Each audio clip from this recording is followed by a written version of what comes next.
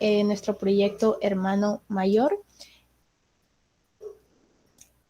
Vamos a iniciar con una pequeña frase para que los motive. Cada hora de estudio te acerca un poco más a tus sueños.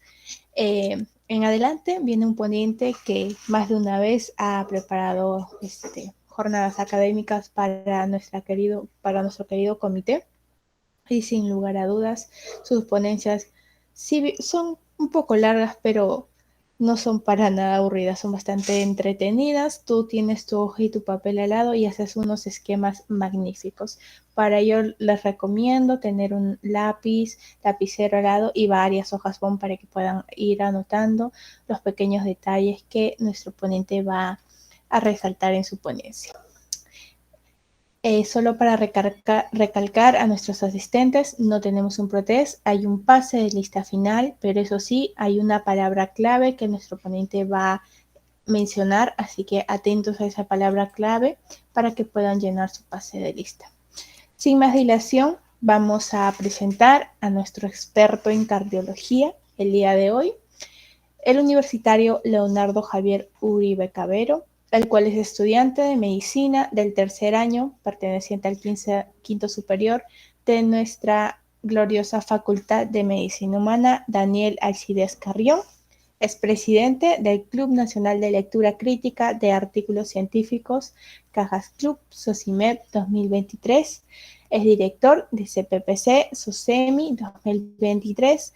También es autor-expositor en congresos y jornadas científicas nacionales, certificado en neurociencias de la educación, además de divulgador de educación médica en redes sociales, y lo pueden encontrar en Instagram con @meditocho. Vamos a desarrollar el tema de valvulopatías cardíacas. Disculpen el error ahí. Leonardo, tienes la palabra.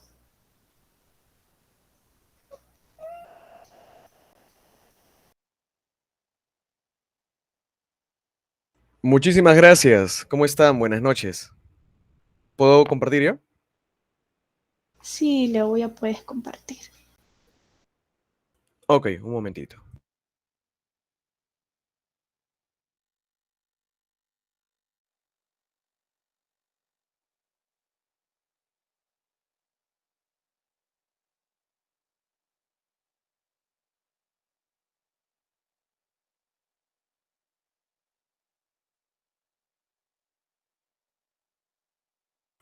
Ok, voy a compartir mi pantalla ahora sí.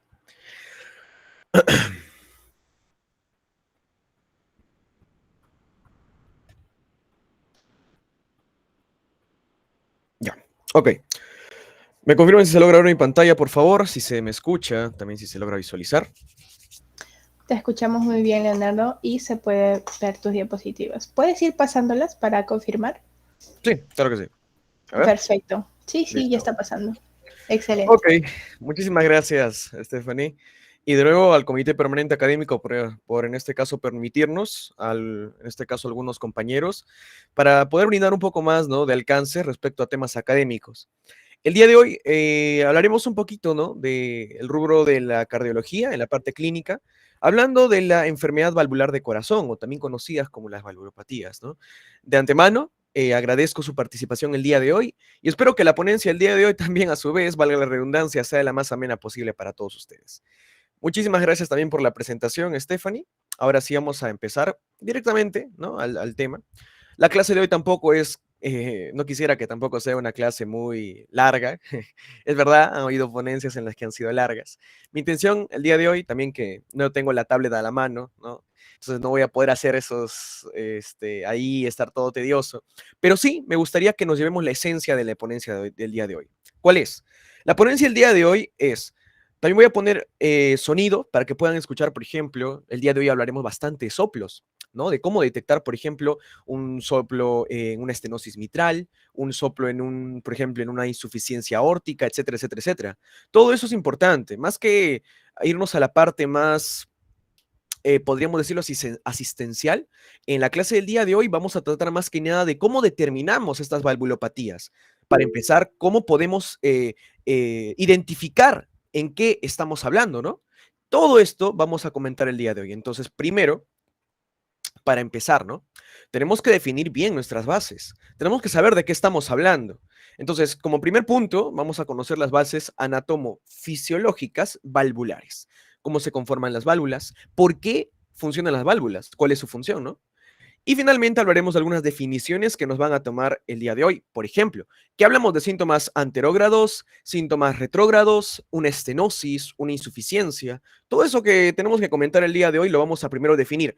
Y de una vez, perdón, definido, procederemos a hablar netamente, ya sean de las valvulopatías izquierdas, o sea, hablando del corazón izquierdo, ¿sí? ¿Alguien quiere comentar?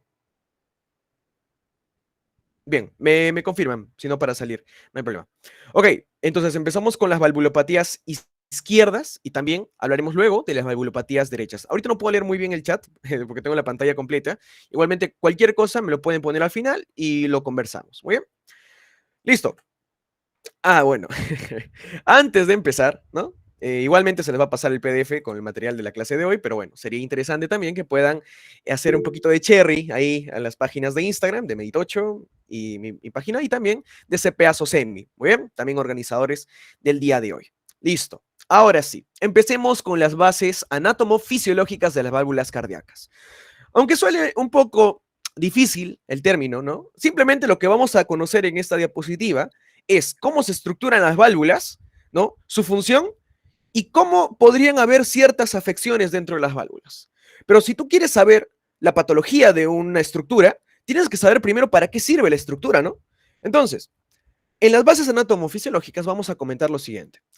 De nuevo, comento que no estoy con la tablet, me hubiera gustado hacer mucho mejor esto, sino que tenía a última hora un problemita ahí con la tablet, pero bueno, igual importa. Entonces, primero tenemos que definir algo, ¿no? Lo más básico, lo más baby, ¿no? A ver, el corazón es un órgano hueco con 4 cavidades, ¿verdad? Una aurícula derecha, una aurícula izquierda, un ventrículo derecho y un ventrículo izquierdo. Perfecto. Entonces, eso ya lo tenemos que tener bastante claro, ¿no? Las divisiones anatómicas, por lo menos de las cavidades. Segundo, tenemos que determinar que la parte derecha del corazón, para empezar, es la parte que va a recibir la sangre desoxigenada de todo el cuerpo. ¿Qué quiere decir? Esa sangre que se usa, ¿no? En todos los procesos bioquímicos, fisiológicos, a nivel intracelular, incluso te diría, ¿no? Toda esa sangre que ya está sin oxígeno y sin nutrientes es la que llega a nivel del corazón derecho. O sea, hablamos de la aurícula derecha y del ventrículo izquierdo. Eso es algo que también tenemos que tener bastante en cuenta. Muy bien. ¿Por qué es importante esto? Porque esta sangre va a ser inyectada a través de la arteria pulmonar a los pulmones, lógicamente, para que luego vuelva esa sangre ya oxigenada en los pulmones a través de las venas pulmonares y se vayan en este sentido, muy bien, se vayan en ese sentido a lo que es el corazón izquierdo. Cuando hablamos de corazón izquierdo, ¿no? Estamos hablando de la aurícula izquierda. Quizás para muchos esto es un poco redundante, pero es importante, ¿no? Quizás hay chicos acá que todavía no tienen bien definido eso y no podemos entrar a la patología sin primero saber lo normal. Entonces, el corazón izquierdo se va a encargar finalmente de inyectar toda la sangre que ya está oxigenada y con nutrientes a través de la aorta a todo el cuerpo. O sea, aquí es donde nace la magia del corazón como bomba. Nace la magia en el sentido de que inyectas la sangre bien cargada con nutrientes y con oxígeno. ¿Por qué esto es importante? Porque las válvulas van a encargarse de qué. Mira, las válvulas se van a encargar de algo. Aquí tenemos, ojalá me puedan seguir en este caso, con el puntero. Esta división que se encuentra primero entre ambas cámaras y luego entre la cámara y las arterias que nacen a partir, por ejemplo, de los ventrículos, es importantísimo. Porque estas válvulas evitan que la sangre vuelva a donde vino. El flujo de la sangre siempre es unidireccional. Eso es clave, porque cuando empiezan a haber turbulencias con el flujo, en este caso laminar, o el flujo unidireccional de la sangre, es donde empezamos a escuchar los llamados soplos, donde empieza a haber turbulencias en el flujo de sangre, ¿no? Por ejemplo, digamos que, no sé, tengo un problemita ya, digamos, en mi válvula del corazón izquierdo, ¿no? Que me separa, por ejemplo, la aurícula izquierda y el ventrículo izquierdo, que ya sabemos nosotros que es la válvula mitral o la válvula bicúspide. digamos, tenemos un problemita ahí que no se puede cerrar bien. Si no se puede cerrar bien, la sangre va a volver a la aurícula izquierda cada rato. O lo contrario. Imagínate tú que no puedas abrir bien esa válvula, que estés estenosado, ve viendo ahí ese término, ¿eh? Estenosado. Significa que no se abre bien. Y si no se abre bien, la sangre que está en la aurícula izquierda nunca va a pasar correctamente al ventrículo izquierdo. Y eso también genera que, lógicamente, eyectes menos sangre a todo el cuerpo. Eso es importante, ¿ok? Entonces, tranquilos, vamos a ir iniciando poco a poco, ¿ok? Ahora, ya te adelanté que tenemos en este caso válvulas tanto que separan aurículas de ventrículos como válvulas que me separan ventrículos de arterias, ¿verdad? Perfecto. Vamos a empezar, ¿no? Con la primera de aquí. A ver, vamos a poner por acá. Ok. La primera, si nosotros estamos viendo esta cara del corazón a nivel transversal, ¿no? En un corte transversal, estamos viendo desde arriba, vamos a ver que esta válvula tiene dos valvas. Ah, si tiene dos valvas, me dirías, entonces, oye, es la válvula bicúspide, porque tiene dos valvas, dos cúspides. Muy bien. Entonces, aquí no se, entonces, si nosotros determinamos que esta es la válvula bicúspide, sabemos que esto es izquierdo y esto es derecho. Ya está. Muy bien. ¿Qué más? Por consiguiente, la otra válvula que está contralateralmente va a ser la válvula tricúspide, porque, mira, tienes tres válvulas, ¿no? Anterior, septal y posterior. Muy perfecto. Entonces, esas son las principales válvulas, ojo, la válvula bicúspide a nivel izquierdo y la válvula tricúspide a nivel derecho, que nos separan las dos cámaras del corazón en ambos lados. ¿Ok? Chévere. Cualquier patología, cualquier enfermedad que se den a nivel de estas válvulas va a tener mucho que ver con el llenado y con la eyección final de sangre que se den a través de las arterias. Ve guardándote ese dato también. Muy bien. ¿Qué más? Bueno, las arterias, ya sean aorta, que es nuestra arteria magna, ¿no? Que es la que lleva toda la sangre a nivel del cuerpo, también tiene sus válvulas, porque queremos evitar, lógicamente, imagínate, ¿eh? Yo lancé mis 70 mililitros de sangre por cada latido por la aorta. Oye, yo quiero evitar que esos 70 mililitros vuelvan a la aurícula izquierda, ¿no? Perdón, al ventrículo izquierdo, perdón. Entonces, yo quiero evitar que esa sangre que se lanza a través de la aorta vuelva. ¿Qué tengo que hacer? Cerrar la aorta. Así evito que la sangre regurgite y la sangre vuelva. Porque si la sangre vuelve, al final nunca va a llegar al cuerpo. Y si no llega al cuerpo, vamos a tener síntomas característicos en el sentido de bajo gasto cardíaco. O un gasto cardíaco que es insuficiente para lo que necesita tu cuerpo. Muy bien. Entonces, otro dato que tienes que ir teniendo en cuenta. Muy bien. Perfecto. Algo interesante. Mira acá el GIF. Este GIF de aquí. Aunque esperamos a ver. Ok, ya. Este GIF es importante, porque tú ves que el corazón, lógicamente, tiene unas características autonómicas, ¿no? Que el corazón se contrae bastante bien, ¿no? Se contrae, y al momento de la contracción, cuando está cerrando y está inyectando toda la sangre a través de las arterias, lógicamente, para que no vuelva la sangre a las aurículas, tiene que cerrarse, ¿no? Como tú te das cuenta acá, mira, una aquí, ¿no? En cada cerrada, podríamos decir, ¿no? Del corazón, se está cerrando a su vez la aurícula, o en este caso las válvulas aurículo-ventriculares, ¿no? En las mismas que hemos dicho, la bicúspide a la izquierda y la tricúspide a la derecha. Importante también, bastante importante ese término. Ahora, me dirían, bueno, Leo, entonces, ¿de qué está compuesto finalmente el aparato valvular? Estas válvulas, ¿de qué dependen para que funcionen bien? Primero, tenemos que tener en cuenta que lo primero que vemos aquí, ¿no? Mira, aquí desde la parte superior, ¿qué es? Un aspecto fibroso, un aspecto ligamentoso, hasta podríamos decirlo. Eso se conoce en este sentido como el anillo fibroso. Muy bien, el anillo fibroso, no voy a poder escribir muy bien porque estoy con el mouse, pero el anillo fibroso es una de las partes principales del aparato valvular. Te podría decir, el molde, ¿no? Se podría decir así, el molde con el cual las valvas van a estar adheridas.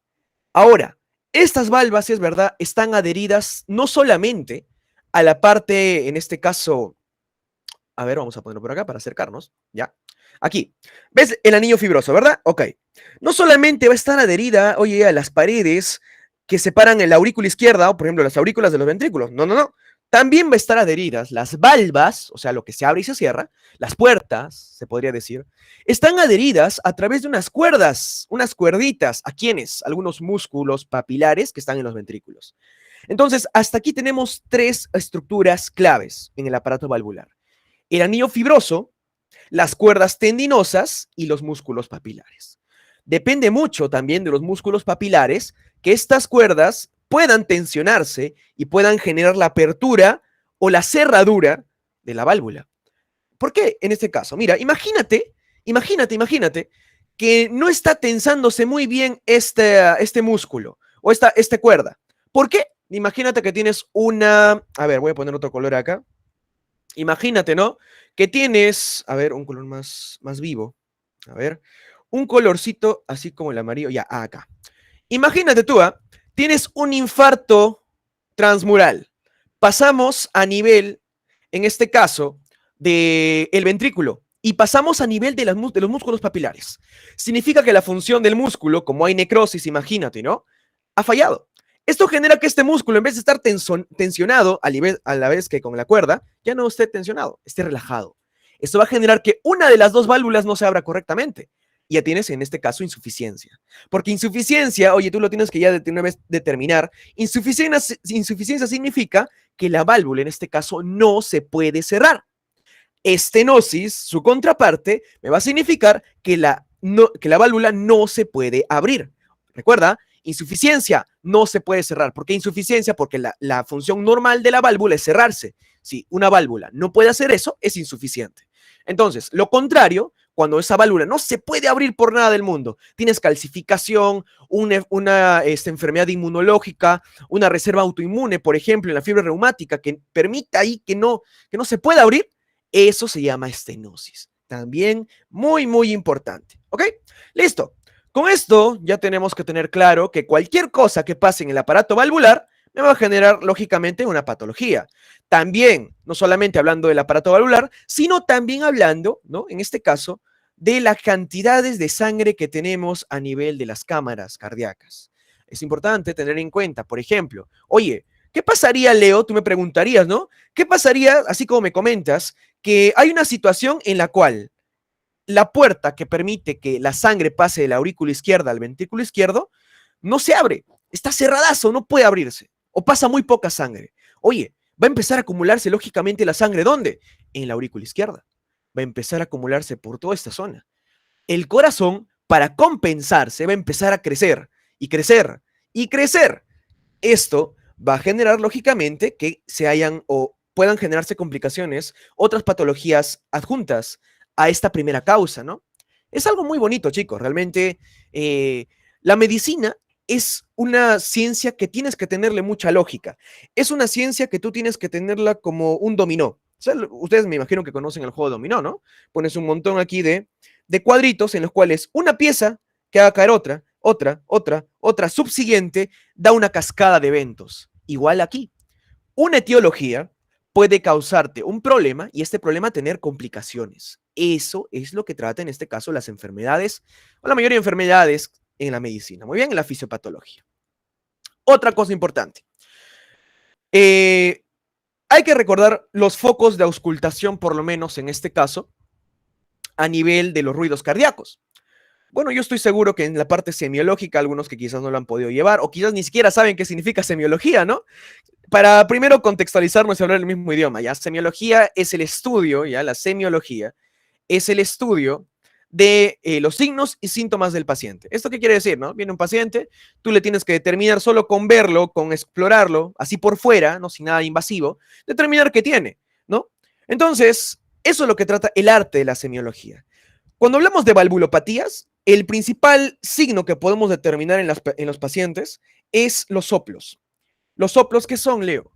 Cuando hay un flujo turbulento de la sangre, no sé, en alguna cámara del corazón, ¿no? Que digamos, la sangre está volviendo, la sangre no está saliendo, ese choque, ese flujo anómalo de la sangre genera un sonido característico que se llama soplo.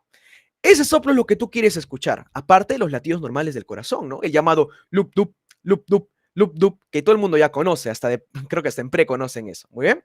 Entonces, eso es importante. Entonces, yo tengo que tener en cuenta, ¿no? Que hay focos específicos para auscultar al corazón.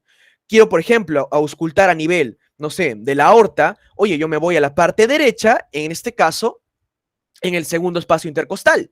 Si yo quiero, por ejemplo, escuchar, oye, ¿y si hay un problema en la válvula de la arteria pulmonar, dónde me voy? Ah, ya, pues probablemente yo pueda escucharlo en el segundo espacio intercostal, en este caso, izquierdo.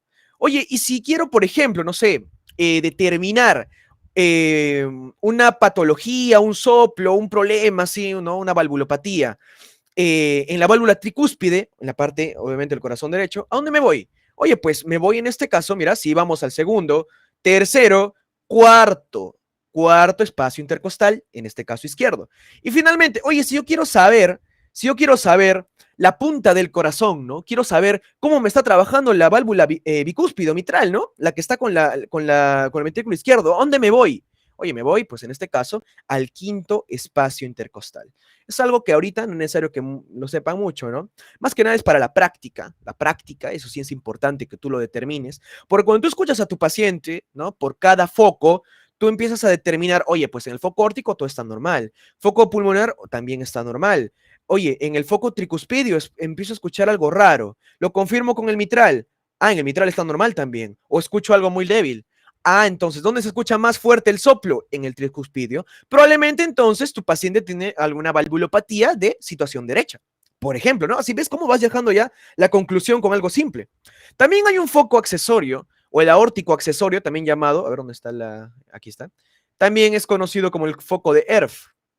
ERF, ¿ya? Es el foco aórtico accesorio, que se encuentra básicamente en el tercer espacio intercostal.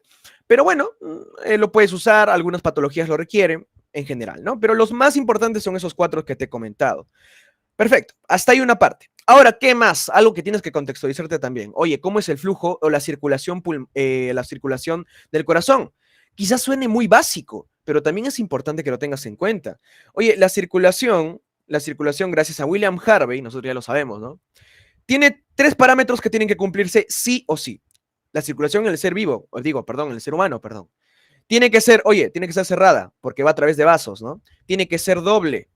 ¿Por qué? Porque la sangre va al pulmón y también la sangre va a todo el cuerpo. Va dos veces, pasa dos veces por el corazón. Y finalmente es una circulación, a ver, cerrada, doble y completa. Todo lo que viene, todo lo que sale, vuelve por donde vino.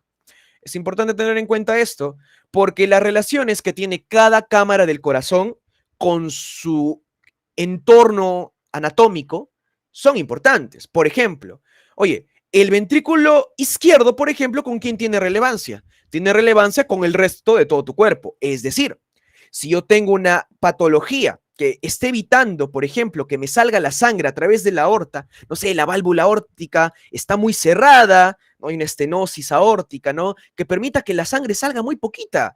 ¿Qué va a pasar? Lógicamente que voy a tener sintomatología a nivel sistémico. El paciente va a tener menos sangre circulando por el cuerpo y eso qué va a generar. Oye, pues mi paciente está pálido.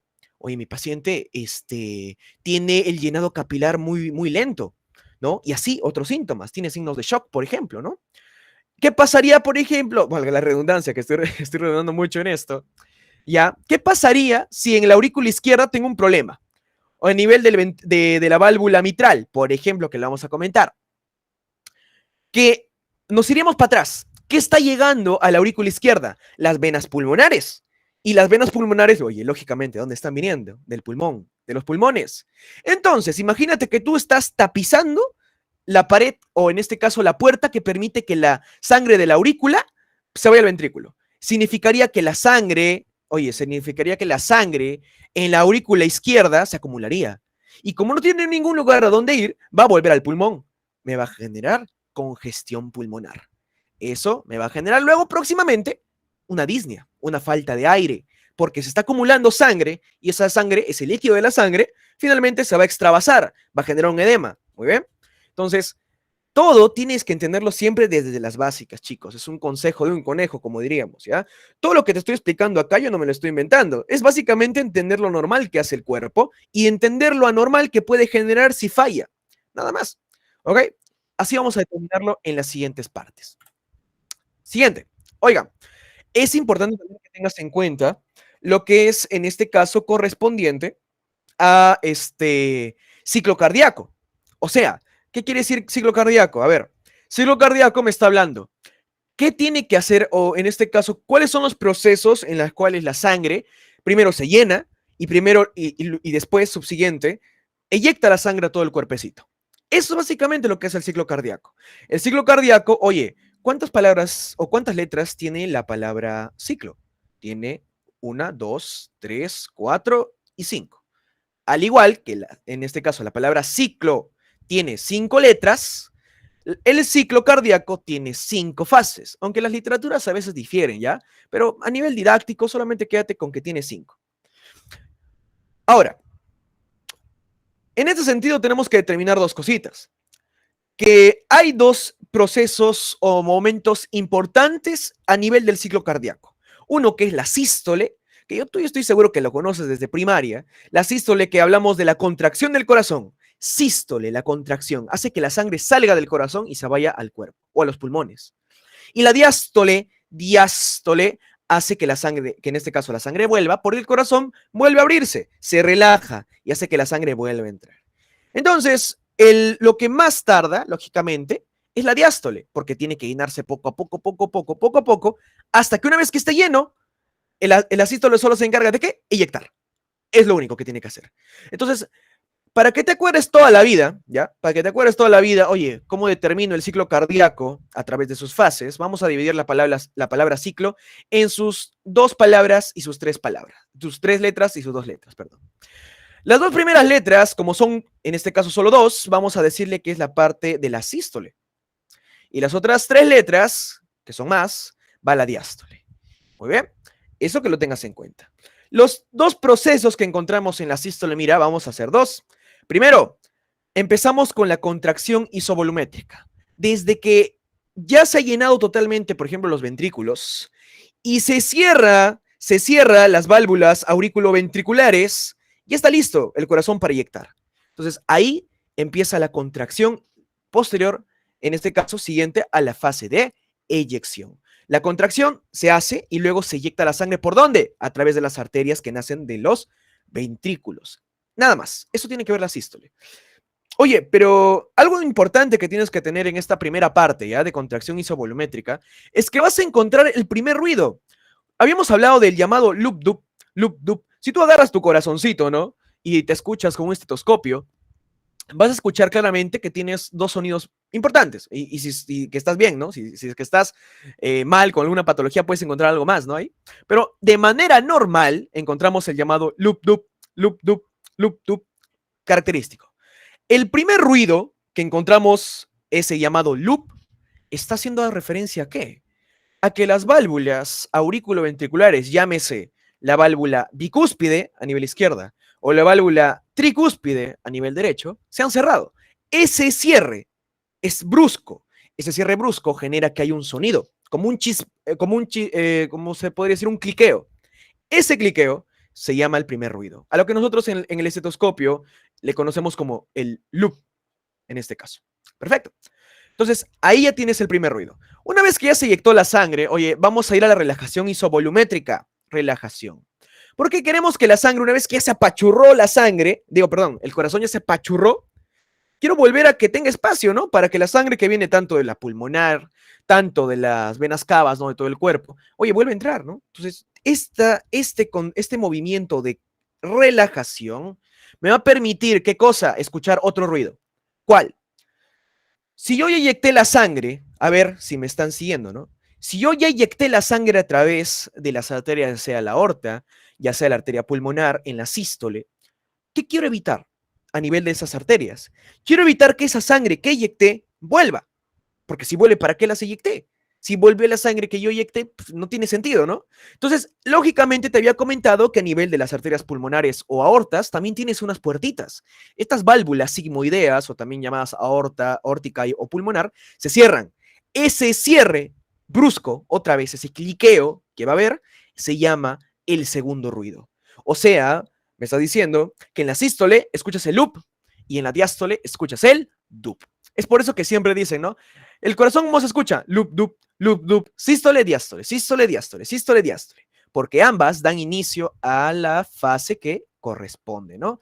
El primer ruido da inicio a la sístole, el segundo ruido me da inicio a la diástole. Fisiología básica.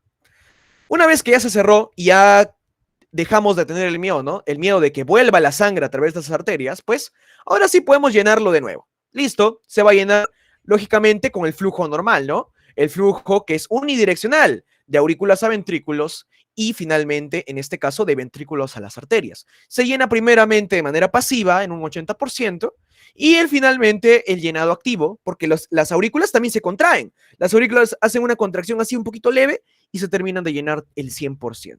¿Ya? Nada más. Ok, hasta aquí me tienes que haber comprendido. Ok, los dos primeros ruidos que te había comentado, mira, el primer ruido me da inicio a ¿qué? A la sístole. ¿Por qué? Porque acá encontramos esto que significa M y T significa que se están cerrando ¿qué? La válvula mitral o bicúspide y la válvula tricúspide, ¿ok? Aquí se cerraron ambas. Primero suele cerrarse la mitral, no importa.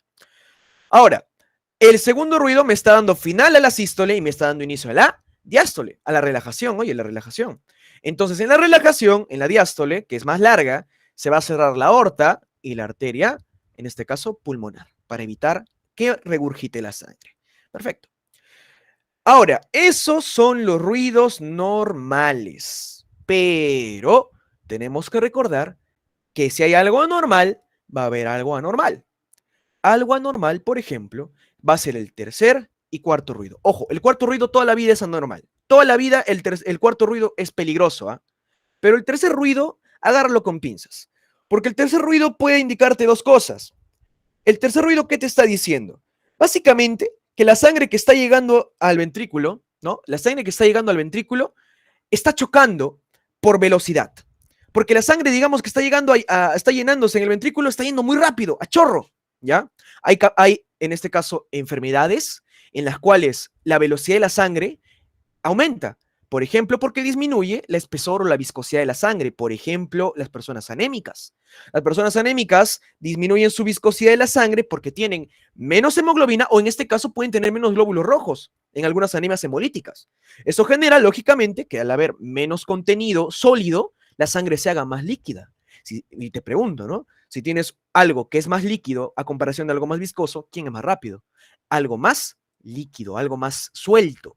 Entonces, esa velocidad aumentada te da un tercer ruido, que lo puedes escuchar en la relajación, ¿no? Como que está llenando la sangre y escuchas un club medio raro. Dices, oye, acá hay algo que está pasando. Y normalmente suele darse pasado el segundo ruido, ¿no? Por eso se llama el tercer ruido. Entonces, hay situaciones, por ejemplo, fisiológicas, o sea, normales dentro de lo que cabe, ¿no? Normales, en las cuales escuchas el tercer ruido. Por ejemplo, ¿cuáles, Leo? El embarazo. Porque cuando tú estás embarazada, no digo embarazado, lógicamente, cuando tú estás embarazada, ¿sabes qué es lo que pasa? Que aumenta hasta en un 7% tu cantidad de sangre circulante, porque lógicamente estás engendrando a alguien dentro de ti. Tienes que aumentar la cantidad de sangre, tienes que aumentar el volumen de sangre. Por tanto, esta cantidad de sangre aumentada no le da la capacidad suficiente al corazón de generar cambios o remodelación.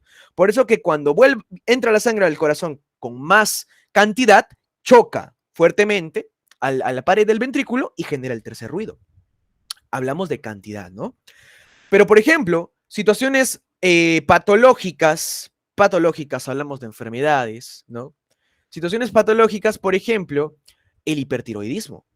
Las personas con hipertiroidismo tienen un aumento, en este caso, de las hormonas tiroideas, T3, T4, lo que quieras, ¿no? Pero lo que importa aquí es que aumenta el metabolismo, aumenta todo el metabolismo. Genera que la velocidad de la sangre que llega al ventrículo aumente. Al igual que te había dicho en situaciones, por ejemplo, anemia. Y así te puedo decir más patologías. Pero lo que tú quiero que te entiendas simplemente que, oye, el tercer ruido, ¿por qué se está dando? Te lo dicen 1000 definiciones en los libros, pero tú quédate con algo muy simple, ¿no? Aumento de la velocidad y la cantidad de la sangre que choca con los ventrículos. Eso es lo que tienes que recordar. Entonces, eso es el tercer ruido. Ahora, el cuarto ruido ya es cosa seria. El cuarto ruido, oye, te está hablando de algo así a cajón, ¿ah? El cuarto ruido te está hablando, si tú escuchas cuarto ruido, peligro. Lógicamente tú ahorita no puedes escuchar el cuarto ruido, ¿no? Muy difícil a una persona que no tenga la suficiente práctica, me incluyo, ¿no? Algo que tú vas aprendiendo con la práctica. Pero imagínate que tú escuchas un cuarto ruido, ¿no? Ya estás cardiólogo, o estás interno, ¿no? Ya eres un capo, el monstruo, te llaman, ¿no? Imagínate que escuchas un cuarto ruido, ya tú te persignas, básicamente. Ves a tu paciente y te persignas, porque te está diciendo este cuarto ruido, ¿qué cosa? Que acá ya no es el problema de que el ventrículo suene porque aumenta la velocidad o aumenta la cantidad de sangre. No, no, no, no. Lo que está pasando aquí es que el ventrículo del paciente, de que es un poquito así suavecito, el músculo ahí cardíaco, que si alguno ha tocado, por ejemplo, un corazón, se ha vuelto como una pared, se ha vuelto duro, porque ha remodelado, porque ha hecho, no sé, pues algún proceso esclerótico. Eso significa que tu corazón, que el corazón de la persona, no, ojalá que no el tuyo, que el corazón de la persona está tan duro que la sangre que llega en un flujo normal choca y suena.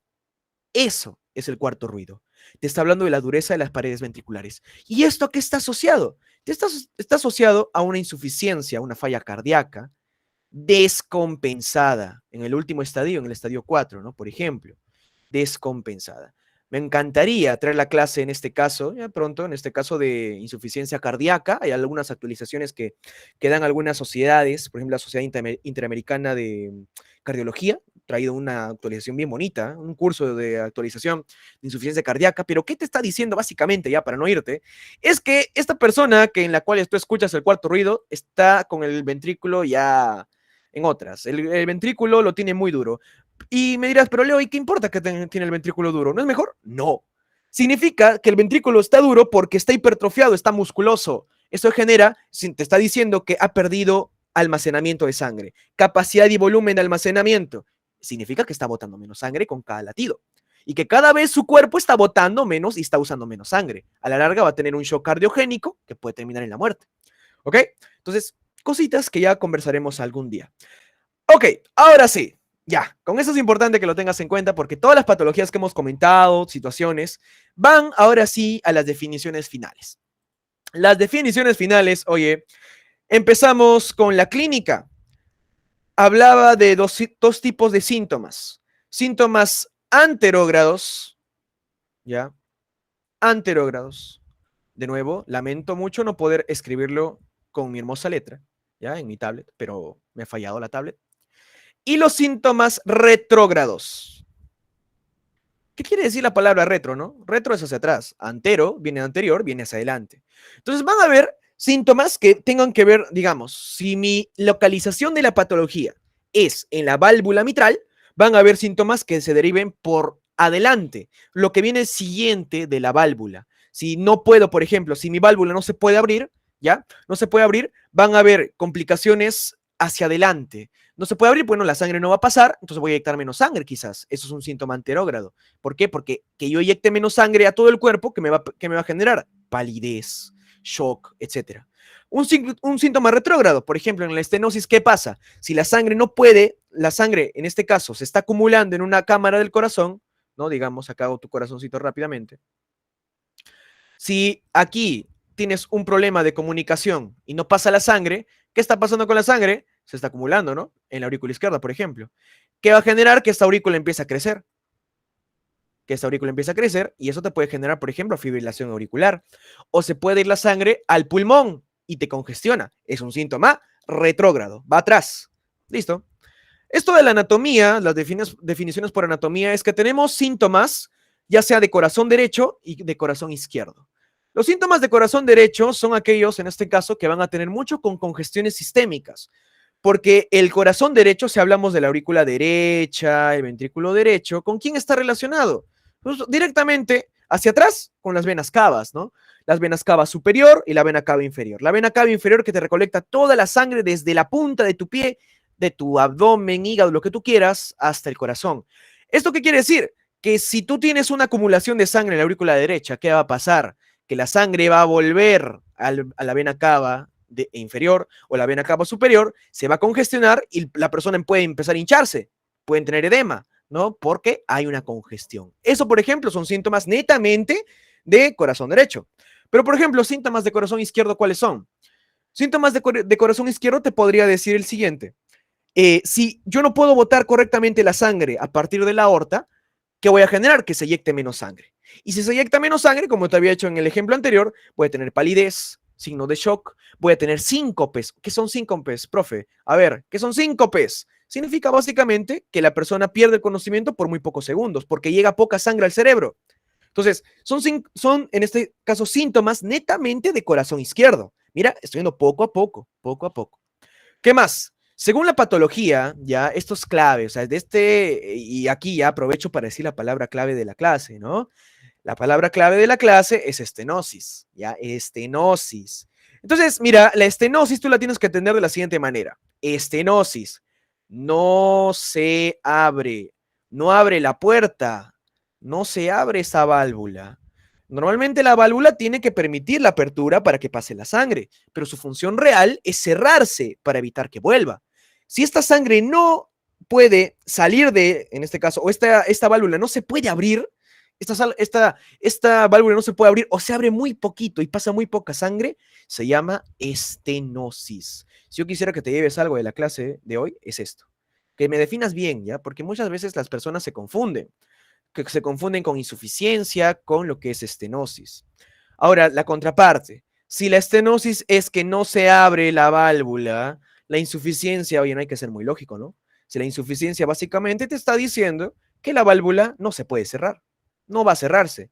Y si la válvula no se cierra, la sangre va a volver a cada rato de donde vino. Eso también es malo. Muy bien, listo. Y finalmente clasificaremos según el compromiso. Hay algunas enfermedades que vienen en base a con un compromiso orgánico, por ejemplo, enfermedades por calcificación, ¿no? Enfermedades por infección. ¿Qué significa orgánico? Orgánico viene de órgano. Estamos dañando directamente al órgano, en este caso, a algo del aparato, ¿no? Al aparato valvular. Por ejemplo, la fiebre reumática. La fiebre reumática, que como conoceremos más adelante, ¿no? Es una infección que se da más que nada en la edad de la niñez, ¿no? Por el estafilococos beta hemolítico, o también llamado piógenes, que te da una infección bastante interesante, porque te da a la larga también complicaciones, entre ellas las valvulopatías, entre otras cosas, ¿no? Glomerulonefritis, etcétera, etcétera, etcétera. Pero lo que a ti te importa es que, oye, esta bacteria me va a generar que mi válvula, mi cuerpecito, empiece a detectar que esta válvula como que es un lugar donde están las bacterias, ¿ya? Y eso genera que mi propio cuerpo me ataque la válvula. Eso es un compromiso orgánico. Pero tenemos otras situaciones en las cuales, por ejemplo, se altera la función. Imagínate, como te había dicho en un ejemplo, ¿no? Que tienes un infarto en uno de los músculos papilares, un infarto transmural, ¿ya? Un infarto transmural. Compromiso del músculo papilar y te agarra la cuerda tendinosa. Si la cuerda tendinosa no se puede tensar, no se puede abrir, no se puede cerrar, lógicamente que la válvula tampoco. Vas a tener problemas, una insuficiencia probablemente, ¿no? La mayoría de situaciones en las cuales falla el músculo papilar, ¿qué provoca? Te provoca una insuficiencia, ¿no? Porque una válvula sí va a abrirse chévere y la otra va a estar ahí volando, ¿no? Una no se va a poder abrir, ¿ya? Entonces no hay nadie quien la tensa. Entonces eso es importante, ¿ya? Listo, empecemos con la primera valvulopatía. Empecemos con las valvulopatías de corazón izquierdo. Porque mira, siéndote sincero, de el 100% de patologías, o digamos de 10 personas, siempre se comenta esto, ¿no? En las academias, ¿no?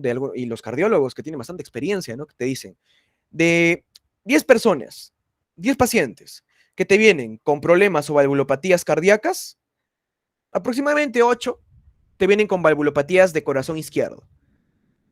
O en este caso 2, 1, te puede venir con valvulopatía derecha. Oye, lo cual no te dice que no estudies las valvulopatías derechas, ¿ah?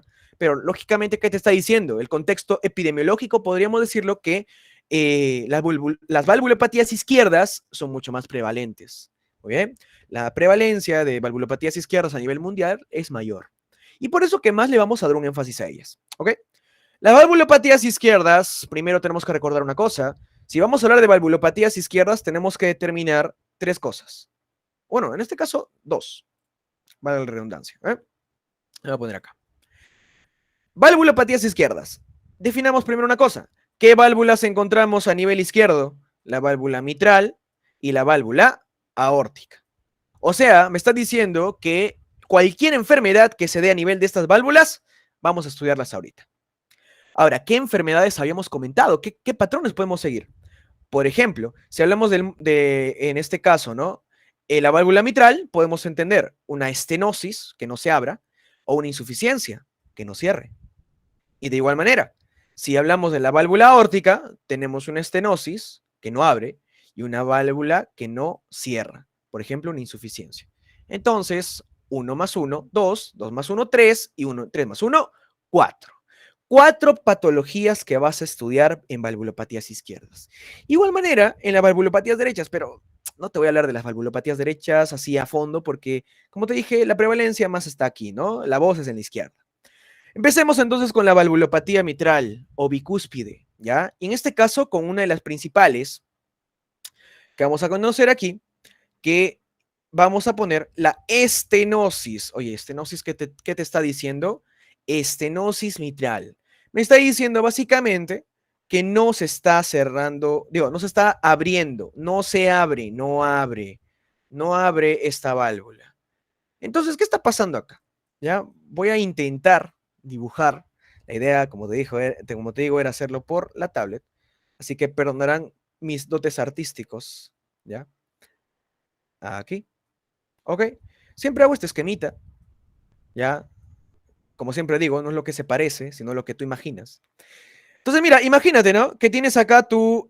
vamos a hacerlo hasta con colores, mira. Estoy inspirado y todo. Vamos a hacerlo con colores. Imagínate que aquí está tu mitral, ¿no? Normalmente tu mitral está acá. Ya, chévere. Si es una estenosis, significa que, oye, mi válvula mitral no está abriéndose. Significa que la sangre, oye, la sangre que está llegando a través de las venas pulmonares, ¿ya? Esa sangrecita que quiere pasar al ventrículo, ¿no? Quiere pasar al ventrículo izquierdo para ser inyectada por la aorta, está empezando a acumularse. Porque esta válvula mitral cada vez se está cerrando más. Por ejemplo, ¿cuál es la principal causa en menores de 70 años, por ejemplo, ¿no? De valvulopatía mitral? En este caso de estenosis. ¿Cuál es la principal causa? La fiebre reumática, la que te había comentado hace un rato. ¿Sabes lo que hace la fiebre reumática? Básicamente te infectas, ¿no? Por una faringoamigdalitis, ¿no? Una condición que en este caso te inflama por el Streptococcus beta hemolítico. Y este Streptococcus beta hemolítico va a encargarse de hacer bastantes cositas en tu cuerpo. Pero a nivel de la válvula se va a encargar de confundir a tu sistema inmune y haciéndole creer que la bacteria está ahí en la válvula. Eso genera que tu sistema inmune diga, oye, ¿qué está haciendo ahí esa bacteria? Entonces ataca a la válvula. Genera que tu válvula se cierre porque está siendo atacada, se resiente, se hace durita. Entonces, como eso genera, a la larga pierde funcionalidad, ¿no? Pierde funcionalidad. Estos pacientes suelen detectarse a partir de los 30, 40 años, ¿no? Que tienen antecedentes, lógicamente, de haber presentado una fiebre reumática. Entonces, ¿qué es lo que va a pasar, no? Con esto es importante. Si la sangre no puede pasar de un lado a otro, la sangre se acumula, ¿ya? La sangre se me va a empezar a acumular. Y si la sangre se va a empezar a acumular, va a generar lo siguiente. Va a generar que que mi corazón tenga que remodelarse a la larga. Empiece ya, quizás no es tan exagerado, pero empiece a crecer en desmedida el almacenamiento en la aurícula izquierda. Porque el corazón está diciendo, oye, flaco, me estás poniendo mucha sangre en la aurícula izquierda y yo no puedo pasarla al ventrículo izquierdo. ¿Qué hago? Pues tengo que crecer, ¿no? Tengo que adaptarme, porque si no me adapto, una condición aguda, el corazón no se adapta y puedes morir. Entonces el corazón tiende a generar una dilatación auricular. Entonces, chévere, no hay problema, no hay ningún problema, ya me agrandé. Sí hay problema realmente, porque al momento de que esta aurícula izquierda se ha aumentado de tamaño, si tú recuerdas en este caso de un poquito electrofisiología cardíaca, hay como que lugares de electricidad en tu aurícula, ¿ya? Que hacen que tus aurículas se contraigan, ¿ya? Se llaman focos. Cuando tú estimulas mucho el crecimiento de la aurícula izquierda, ¿sabes? Se van a empezar a entrar en rebeldía unos foquitos aquí que le dan electricidad a la aurícula, ¿ya? Se empiezan a formar focos ectópicos a nivel de la aurícula. ¿Qué quiere decir esto? Que te va a generar una patología bastante común, es la principal arritmia, escúchame, ¿eh? La principal arritmia en adultos a nivel mundial, ¿cómo se llama? La fibrilación auricular. Cuando tú escuchas la palabra fibrilación, mira, no importa si estás en primer año, tercer año, cuarto, lo que tú quieras. Fibrilación auricular es que tu corazón, ¿no? Tu aurícula, el lugar en este caso, que tienes esa patología, esa arritmia, en lugar de contraerse de una fuerza neta, como hay tantos focos que están diciendo, oye, me contraigo, yo me contraigo, yo me contraigo, yo me contraigo, no hay una coordinación. Tu aurícula empezará a bailar, básicamente. No va a dar una contracción neta. como no se puede contraer, finalmente la sangre va a acumularse. Oye, pero ¿cuál es el problema de que se acumule la sangre? ¿Qué pasa? ¿Qué pasa si tú agarras, ahorita te sacas sangre, lo pones no sé, en un vasito? ¿La sangre se va a coagular o no? Igual pasa en tu corazón. Que esta acumulación de sangre a nivel de la aurícula, ¿no? Ya imagínate, ¿no? Ya no solamente porque no puede pasar la sangre al ventrículo, se está acumulando la sangre, sino que también ahora tienes una enfermedad que evita que haya una contracción eficaz, ¿no? De la aurícula y que pase la sangre al ventrículo. Tiene dos cosas que evitan que la sangre se mueva. Y si la sangre no se mueve, se coagula. Te genera coágulos, pequeños trombos. Que una de esas genera que ese coagulito se logre filtrar al ventrículo y lo vas a lanzar a partir de la aorta. O sea, vas a lanzar un coágulo en este caso, a tu cuerpo. Tu corazón se acaba de volver en una máquina de trombos. Tu corazón empieza a ser una máquina trombogénica. Empiezas a lanzar trombos, coágulos a diestra y siniestra. Esto que genera, que imagínate, ¿no? Tienes una arteria así en tu cerebro. Llega el trombo, agarra y es del mismo calibre de tu arteria. ¿Qué va a hacer? Lo va a tapar. Y si lo tapa, ¿qué te da? Accidentes o enfermedades cerebrovasculares, o claudicaciones a nivel de miembros inferiores, o isquemias, o infartos. Entonces, ¿te das cuenta la gran magnitud que tiene la estenosis mitral? Porque es en realidad una de las patologías que más clínica tiene, porque está relacionado a su vez con una arritmia, que es la más prevalente, y a su vez que tiene más clínica que la fibrilación auricular. Muy bien, hasta ahí espero no haberlos tampoco bloqueado, pero es bastante apasionante hablar de esto.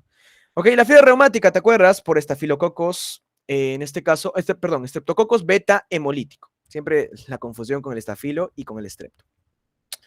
La clínica, oye, signos retrógrados antes de la patología, ¿no? Hacia atrás de la obstrucción, que a ver, si la sangre no se mueve, va a volver por las venas pulmonares. ¿A dónde? Al pulmón.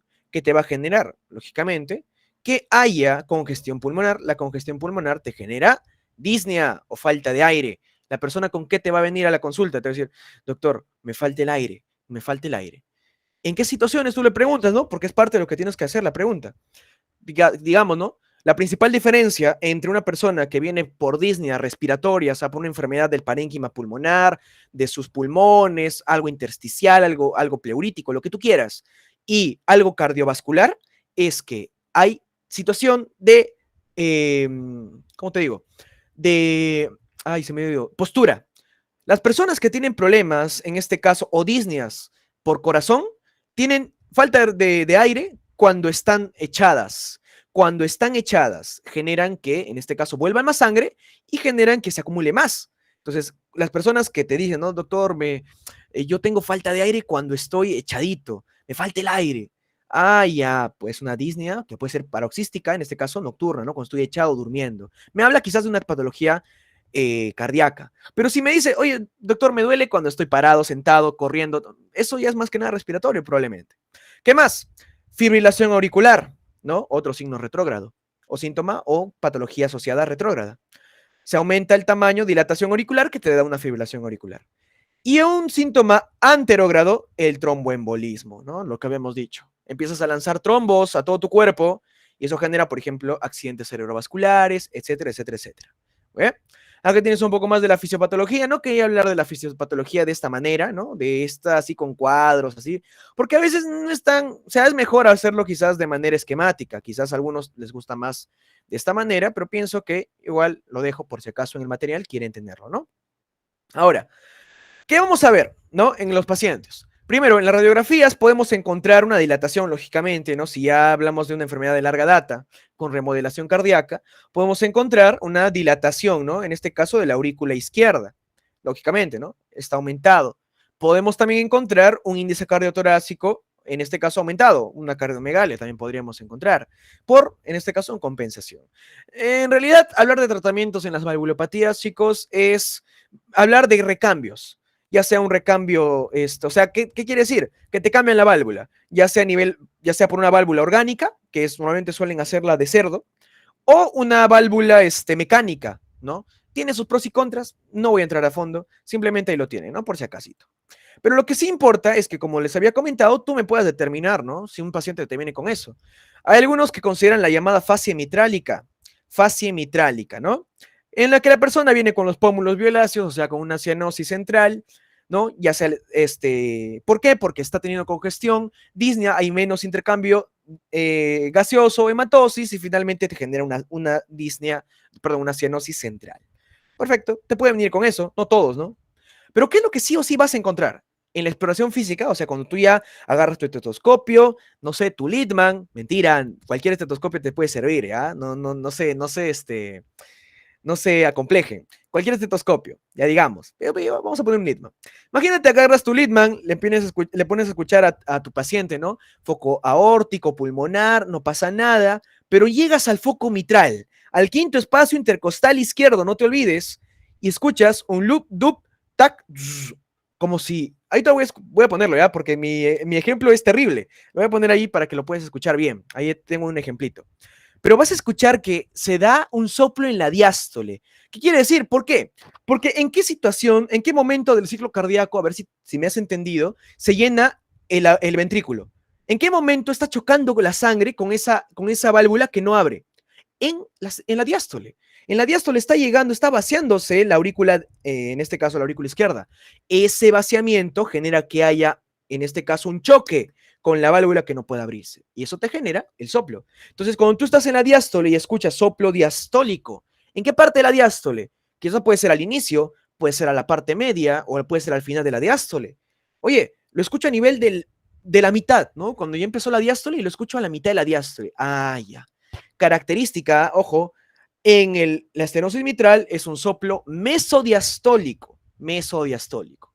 Otra cosa que puedes encontrar es que como esta válvula no se puede abrir, genera un clic o chasquido de apertura. Es algo bastante interesante también escuchar, ¿no? Un clic de apertura, porque tu válvula va a querer abrirse y no puede. Y como no se puede abrir, va a chocar. Ese clic lo vas a escuchar. Chasquido de apertura. Ya recuerda, mira, ya vas dos cosas. Chasquido de apertura, soplo mesodiastólico y luego un refuerzo que va a llegar porque dice, oye, tenemos que botar como sea esta sangre porque se me va a acumular. Un refuerzo presistólico. Tres cosas que vas a escuchar en la auscultación de la estenosis mitral. Ahora, si tu estenosis mitral se te ha complicado en este caso, a una fibrilación auricular, ¿qué vas a generar? ¿No? En este caso, vas a encontrar en el electrocardiograma, ¿qué encuentras en un electrocardiograma con fibrilación auricular? Lo típico. Encuentras, ¿no? Las llamadas ondas F minúsculas, ¿no? En este caso, o ausencia de onda F, o ausencia de onda P, perdón, ausencia de onda P, ondas irregulares y bla, bla, bla. ¿Muy bien? Ok, hasta aquí con la primera, la estenosis mitral. Vamos a avanzar.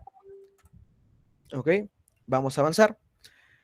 Voy a dejarles el material ya para avanzar, no voy a ponerles mucho el sonido, porque vamos a tardar un poquito, pero en este caso vamos a dejar el sonidito, o no sé, creo que, a ver, ¿podría poner el sonido? Voy a ver si es que se puede o no. A ver, ¿me confirman si se logra escuchar?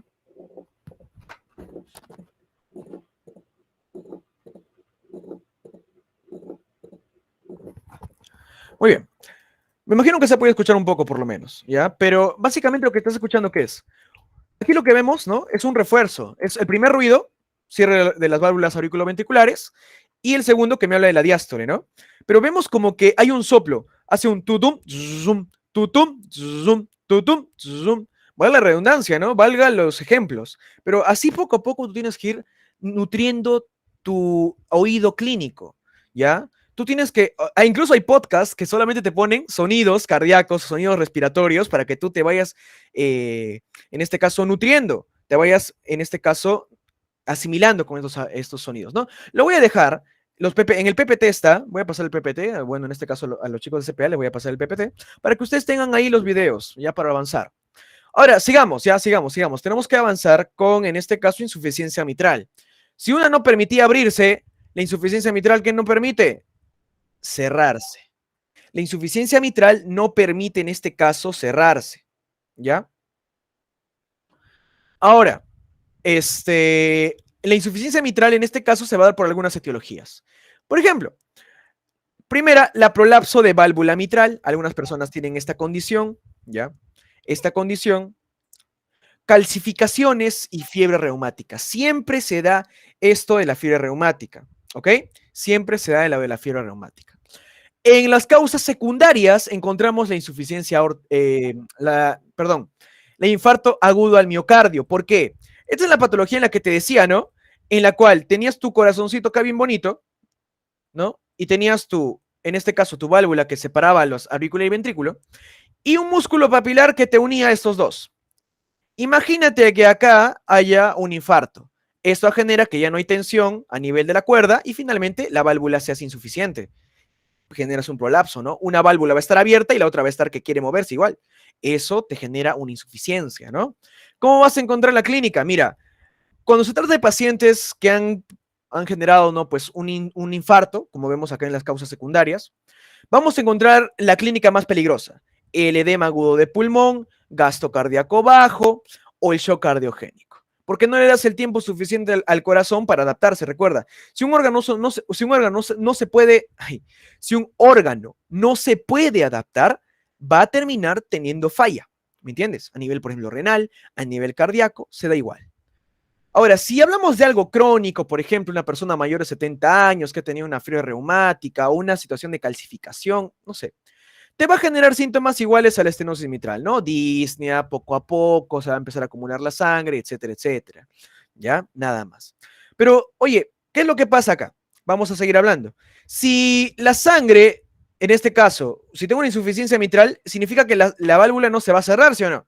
Si la válvula no se cierra, cuando yo contraiga el corazón, esa sangre que debería salir solamente por la aorta, me va a volver a entrar por la aurícula izquierda. Porque hay una puerta abierta, pues. Eso genera que vas a inyectar menos sangre. Y por eso que al final te puede dar un shock cardiogénico, ¿no? ¿Qué más? ¿Qué vamos a encontrar? Mira, en la exploración física. A ver, el método diagnóstico, les voy comentando, ¿no? Para las valvulopatías estándar, gold estándar, es la ecocardiografía, ¿no? La ecocardiografía te permite ver las cámaras del corazón, los flujos, y ahí tú puedes evaluar, ¿no? También con las imágenes, si hay alguna calcificación o algún problema con las válvulas que se abren o no se abren. Listo. Pero a nivel de la exploración física, tenemos que determinar en qué momento escuchamos el soplo. Recuerda, siempre vas a escuchar soplo en una valvulopatía. Entonces, ¿en qué momento estás escuchando el soplo? Oye, yo estoy escuchando el soplo cuando la sangre está saliendo de la aorta, pero al momento de salir de la aorta, como está abierta la mitral, también va a volver a la aurícula izquierda. Entonces, ¿dónde se da el soplo? ¿En qué momento del ciclo cardíaco? En la sístole. Se va a conocer como un soplo de hiperaflujo, que se conoce, ya recuérdalo, anótalo, el soplo de Austin Flint. El soplo de Austin Flint. ¿Ya? Es un soplo acá. Importante.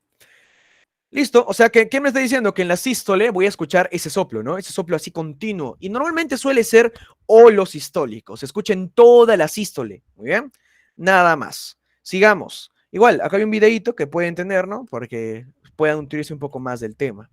¿Qué más? Ahora hablamos de una de las principales patologías, ¿ya? La estenosis aórtica es una de las patologías más importantes por la cantidad de morbilidad y mortalidad que tiene. La estenosis aórtica, ¿qué te está diciendo? Oye, mi aorta no se abre bien. Si mi aorta no se abre bien, por más que tengo el corazón más sano del mundo, ¿ya? La sangre nunca va a salir del corazón. Nunca va a salir correctamente del corazón y tu corazón y tu cuerpo va a tener cada vez menos sangre circulante. Eso que te va a generar que hayan 3 síntomas principales. Oye, ¿cuáles son esos síntomas? La angina. ¿Por qué angina? Angina, para empezar, ¿qué significa angina? Angina significa toda la vida, recuerda, angina, dolor de pecho. Ese dolor de pecho característico, no sé, me duele el corazón, me duele, estoy teniendo un infarto, ya, angina. Pero es una angina, básicamente, no porque hay un taponamiento en tus arterias coronarias, porque tienes grasita, no sé, más de, no sé, 200 de colesterol, más de 250 de triglicéridos, no sé, lo que tú quieras. No es más que nada por eso, no es por obstrucción. Más que nada se da porque estás botando menos sangre a tu corazón. Y si tu corazón se está nutriendo con menos sangre, vas a ver que hay zonas en las cuales no va a llegar la suficiente sangre. Y tu corazón va a empezar a infartarse por varias zonas. Eso genera que haya dolor, haya dolorcito. Eso se llama angina. Entonces, uno de los principales síntomas que encuentras en la estenosis aórtica, ya que es peligrosa, es la angina. Otro, el síncope. Te había dicho que el síncope, ¿qué es? El síncope significa que una persona pierde el conocimiento por un momento muy corto, unos segundos nada más. ¿Por qué? Una persona que está ahí tranquilo, caminando o hace ejercicio y se desploma. ¿Por qué? Pues su corazón empieza a latir más rápido y su cuerpo... ¿Por qué late más rápido el corazón? Porque tu cuerpo lo necesita, tu cuerpo necesita más sangre. Estás corriendo ahí haciendo una maratón y de un momento a otro te desplomas.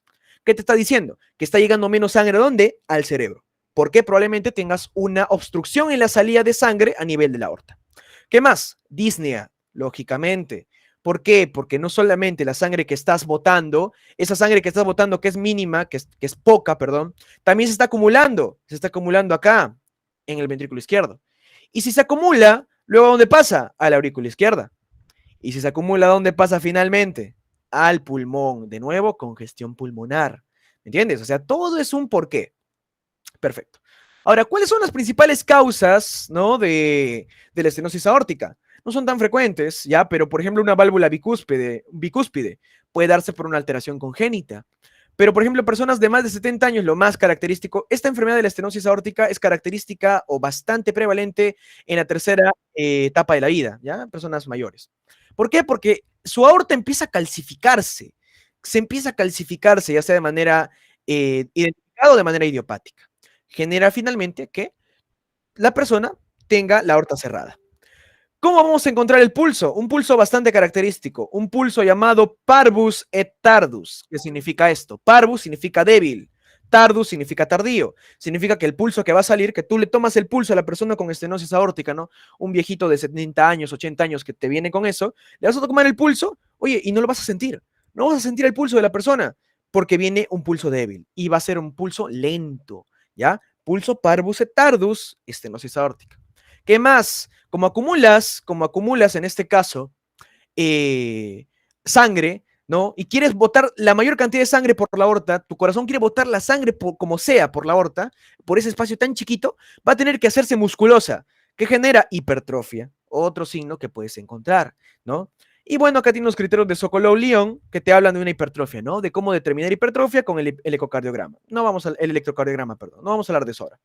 Lo que sí vamos a hablar es de la exploración física y de los soplos.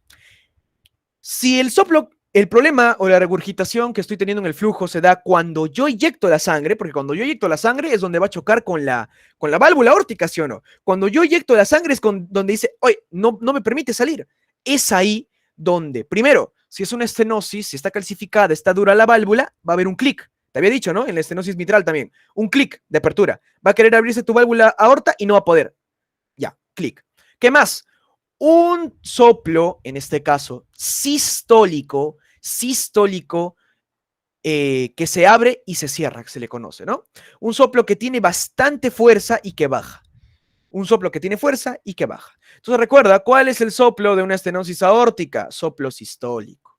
Soplo sistólico con clic de apertura. Nada más. ¿Cuál es el tipo de pulso más importante que se encuentra en estas personas? Débil y tardío. Parvus et tardus. ¿Cuáles son los tres síntomas principales? Angina, ya hay muchos tipos de angina, simplemente. Tú dile angina, dolor de pecho, síncope y disnea. Todos síntomas, en este caso, valga la redundancia, por esta situación. Y ya llegando a la parte final de la válvula izquierda, porque en la válvula derecha en realidad no hay mucho que podamos decir, es un cuadrito nomás que les he traído, ya para no cansarlos. En la valvulopatía izquierda de la aorta, en la insuficiencia, te está diciendo, oye, que la aorta no se está cerrando bien. Se está diciendo, ¿qué significa esto? Mira, que la aorta, que tu corazoncito, de nuevo, la vieja confiable, ¿ya? El corazón, lo mejor de la ponencia. Mira, se está diciendo que tu aorta, digamos que sale por acá, ¿ya? Vamos a jugar contra la naturaleza y digamos que la aorta sale por acá. Esto significa que en cada sístole, la sangre que sale va a volver. O sea que es una sangre que nunca va a llegar a tu cuerpo. ¿Qué te va a generar esto? También signos de shock, ¿no? Pero algo más interesante, que esta patología de la insuficiencia aórtica es una patología bastante importante en un tipo de persona característica que tiene un síndrome, una colagenopatía más que nada. ¿Colagenopatía por qué? Porque las válvulas tú sabrás que están hechas de colágeno, ¿ya? Esas fibras. Entonces, cuando tienes una colagenopatía, tienes deficiencia de algunos tipos de colágeno. En este caso, hay un síndrome que se conoce como la enfermedad de Marfan o el síndrome de Marfan, en la que hay personas que, por ejemplo, te vienen con el pecho hundido, ¿no? Te está hablando que hay problema, por ejemplo, acá de los ligamentos o de las situaciones condrales a nivel del esternón.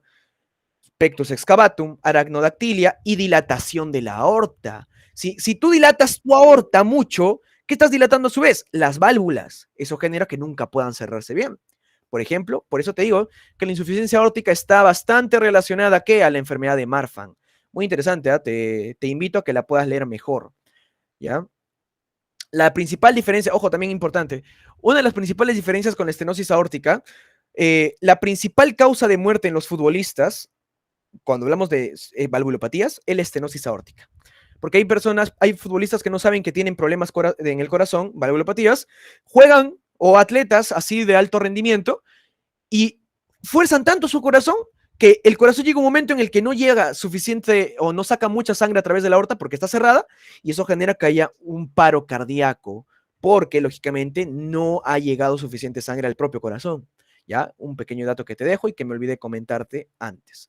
¿Cuáles son las principales causas de insuficiencia aórtica? Ya, primero, importante la endocarditis infecciosa.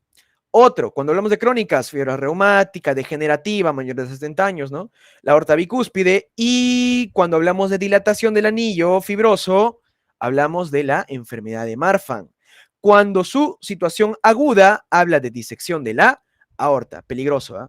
Porque las personas con síndrome de Marfan tienen preponderancia a presentar disección de aorta. O sea que su aorta, como está tan dilatada, está dilatándose, un momento de otro, genera un aneurisma, una pequeña bolsita que se rompe.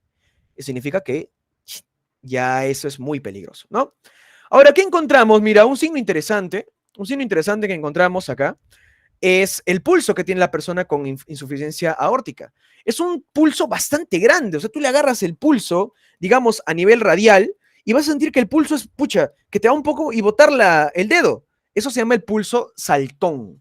Magnus se le conoce, un pulso grande y saltón, ¿ya? ¿Cómo vas a encontrar también? Que hay personas que tienen el pulso a nivel de la carótida bastante salido. Vamos a verlo ahorita, hay un video, sí les voy a poner eso sí, ¿no? En el cual vas a ver el signo de Corrigan, ¿ya? Etcétera. Ahora, ¿qué vas a encontrar, por ejemplo, cuando auscultes a la persona? Ah, perdón, me había confundido. En la insuficiencia aórtica, ¿ya? Fe de ratas, en este caso, en la insuficiencia aórtica encontramos el soplo de Austin Flint. No confundir con el de la insuficiencia mitral, que es otro tipo de soplo, ¿ya? Pero básicamente el soplo de Austin Flint lo encontramos en la diástole, o sea, cuando hablamos de la insuficiencia aórtica, ¿en qué situación está habiendo esa regurgitación o el flujo anómalo? En la diástole, porque cuando ya lancé la sangre, oye, en lugar de cerrarse la aorta está abierta, entonces la sangre va a volver en la diástole.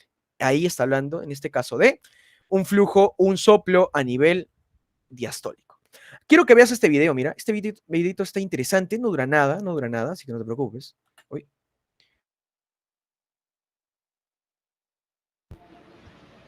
Ya. Mira esto. El latido, a ver, lo que estamos viendo acá, básicamente, es un latido rápido y saltón, ¿no? Este es el llamado signo o pulso de Corrigan. Es el latido de la arteria carótida que tienes acá, porque es verdad, la sangre va a salir con fuerza por todo el corazón, pero va a volver. Esa regurgitación va a generar, lógicamente, que presentes ese signo, ¿no? Ya, pues muy difícil quizás que veas un paciente así, ¿no? Ya es un poco más complicado. Y ya para terminar, en las valvulopatías derechas, al igual hemos tenido en las válvulas tricúspides o pulmonares, no voy a aumentar mucho, pero las causas más frecuentes son las fiebres reumáticas, recuerda, ¿ya? Hay situaciones, por ejemplo, ¿no? Los principales signos son de congestión sistémica, el paciente se empieza a edematizar, a hinchar, ¿no? Vemos problemas o cambios en el catéter venoso central, ¿no? El pulso yugular, la auscultación. Acá te dejo el cuadrito para que puedas ya determinar un poco más de las valvulopatías derechas. Ya para no ahondar más, voy a terminar básicamente con la ponencia. Sin antes decirle, pues nada en la vida es para ser temido, siempre repito esta frase, sino que es para ser comprendido. Mientras más sepas de algo, menos le vas a temer. Ahora es el momento para que tiendas más, ¿eh? De modo que puedas a la larga temer menos. El premio Nobel de él, en este caso, la premio Nobel, Marie Curie, ¿sí? Muchísimas gracias, chicos, por haber prestado atención.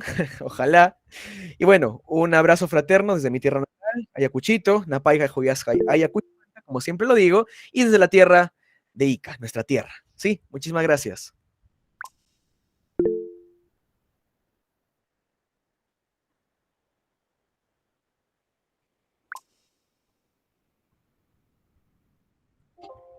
Muchas gracias, Leo, por tu ponencia. Está muy detallada, muy fructífera, la verdad. Muchas gracias.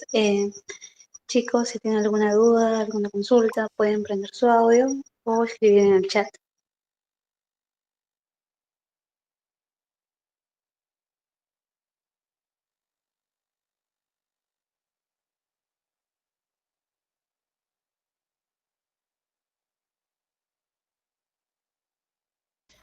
Leonardo, gracias nuevamente por la presentación. Ha sido magnífica y bastante nutritiva. Espero que los muchachos lo hayan aprovechado al máximo. Reitero, si algún alumno tiene una duda, puede dejarlo en los comentarios y nuestro ponente gustoso lo va a resolver. Bueno, Leonardo, ya para finalizar, te hacemos entrega virtual de tu certificado en calidad de ponente por apoyarnos, ¿no?, en esta jornada académica, esperando contar con tu participación en próximas actividades que nuestro comité permanente académico organice. Muchísimas gracias a ustedes. Encantado siempre de participar con ustedes.